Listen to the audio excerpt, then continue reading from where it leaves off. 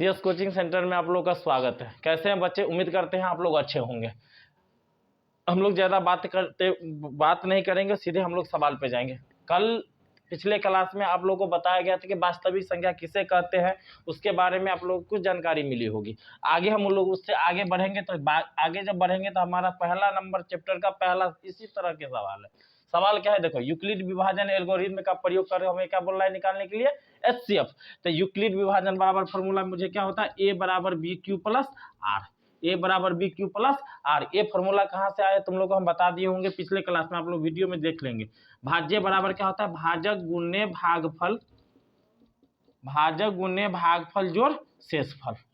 अब बात करते हैं कि भाजक किसको बोलते हैं, भाज्य किसको बोलते हैं, शेषफल किसको बोलते हैं और भागफल किसको बोलते हैं, समझेंगे। जैसे मान लो 44 से हम किसी संख्या कोई संख्या में भाग दिए, तो जिस संख्या में हम लोग भाग देंगे उसे हम लोग क्या बोलेंगे? भाज्य। और जिस संख्या से भाग दे रहे, किससे दे रहे हैं? 44 से। 44 से हम एक बार में देते, ये हमारा क्या हो जाएगा? भाजक। क्या हो जाएगा? भाजक।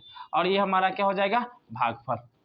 और बचा जो हमारा क्या हो गया? रिमाइंडर। ये 11 यहाँ पे रिमाइंडर बची हुई है तो हमारा क्या कहलाएगा? रिमाइंडर। तो भाज्य बराबर क्या होता है? भाजक गुने भागफल जोड़ शेषफल। तो इधर देखते हैं सीधे 44 और 55 मेरा पहला नंबर सवाल है।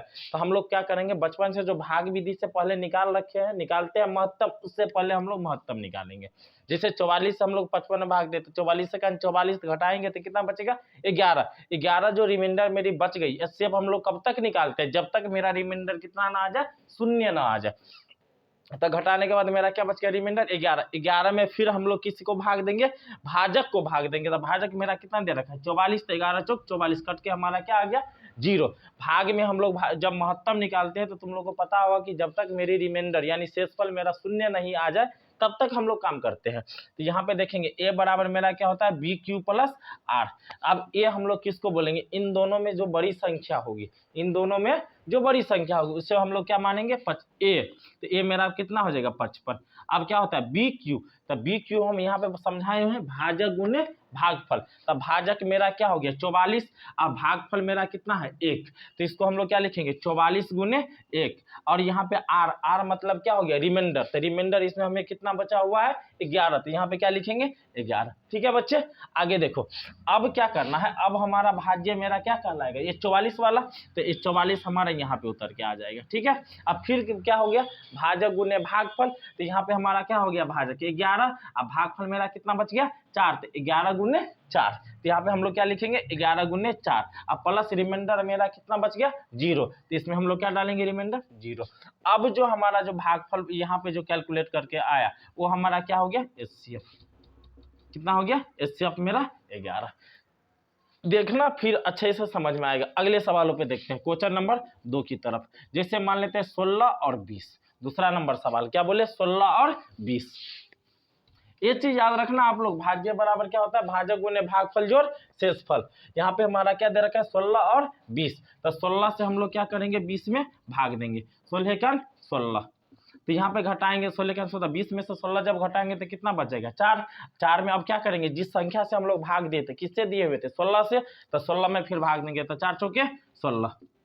क्या हो जाएगा? कट जाएगा। अब हम तुम लोगों को क्या पढ़ाए थे? यूक्लिड विभाजन का ए बराबर बी क्यू प्लस आर। तो यहाँ पे लिखेंगे ए बराबर बी क्यू प्लस आर। अब यहाँ पे हम लोग देख क्या बोले हुए थे कि ए हम लोग किसको मानेंगे? जो इन दोनों संख्याओं में जो बड़ी होगी। तो बड़ी 16 है या 20 है? तो 20 है। तो यहाँ पे हम लोग क्या उतार लिए? 20। अब बी क्यू का मतलब क्या हो गया? भाजक गुने भागफल। भाजक गुने भागफल। तो भाजक मेरा क्या कहलाता है? 16। भागफल मेरा क्या कहलाता है? 1। तो 16 गुने 1 और रिमाइंडर मेरा कितना बच गया? 4। तो 16 गुने 1 प्लस 4। अब फिर नीचे स्टेप पे आएंगे, तो नीचे जब स्टेप पे आएंगे तो मेरा क्या बचा हो जाएगा? भाज्य 16। तो यहाँ पे 16 लिखेंगे। 16 को क्या लिखेंगे? 4 गुने 4। तो 4 गुने 4। अब प्लस रिमाइंडर मेरा कितना बच गया? 0। पता है ना, जब कभी भी हम लोग महत्तम निकालते हैं तो जब तक मेरी रिमाइंडर 0 नहीं आए तब तक हम लोग को काम करना। तो ये हमारा क्या कहलाएगा? एचसीएफ। एचसीएफ बराबर मेरा कितना आ गया? 4। ये चीज याद रखना, एचसीएफ का फुल फॉर्म होता है हाईएस्ट कॉमन फैक्टर। जिन बच्चों को याद नहीं है वो लिख लेंगे, हाईएस्ट कॉमन फैक्टर याद रखना। एक होती है एलसीएम, क्योंकि दोनों भाई हैं जोड़वा। तो एलसीएम का क्या हो जाएगा? लोएस्ट या least common multiple. Least common multiple. चलो जल्दी नोट करेंगे।